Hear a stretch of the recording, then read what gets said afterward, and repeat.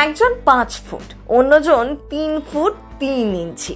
শিক্ষিত চাকরি করা একটি মেয়ের শেষে কিনা বামন ছেলেকেই মনে ধরল।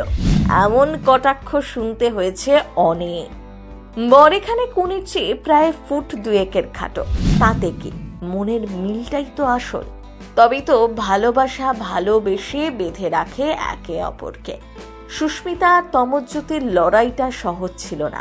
বন্ধুত্ব থেকে প্রেম কিভাবে আলাপ হলো, আর 5টা লোককে বুড়ো আঙুল দেখিয়ে কিভাবে এক হলেন এই দম্পতি, শুনুন সেই গল্প।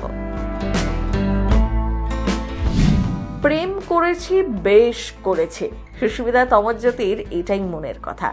সমাজের চোখে পাত্রী স্বাভাবিক, কিন্তু পাত্র বামন, ফলে মানানসই নন।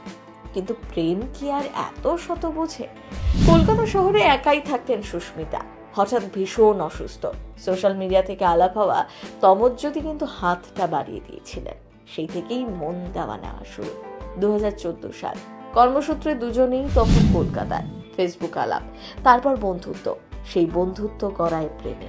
তমজ্যোতির উচ্চতা নিয়ে সুস্মিতার কোনো সমস্যা নেই, কিন্তু পরিবার কি মেনে নেবে?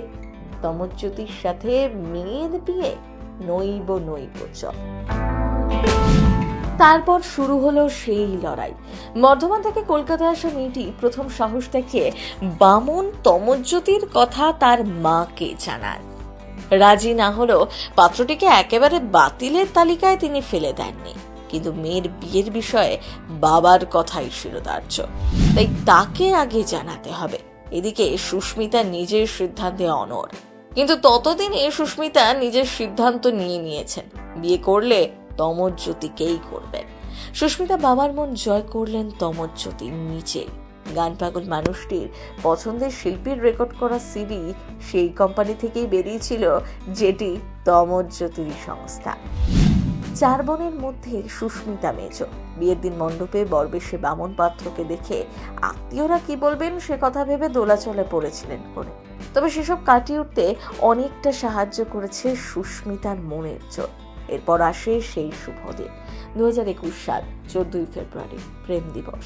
এমনই দিনে নিজেদের ভালোবাসা উদযাপন করতে বিয়ে করেন দুজন। নিমন্ত্রিতদের তালিকায় ছিলেন 150 জন। মালা বদল সিঁদুরদান দিয়ে বিয়ে হয়েছিল, আর হানিমুন গোয়ায়। আজও তাদের সুখী দাম্পত্য। উচ্চতা তাদের সম্পর্কে কখনো বাধা হয়ে দাঁড়ায়নি।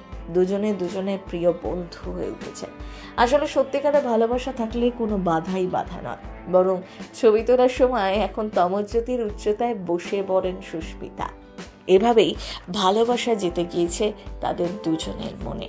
প্রথম বাংলা ব্যুরো।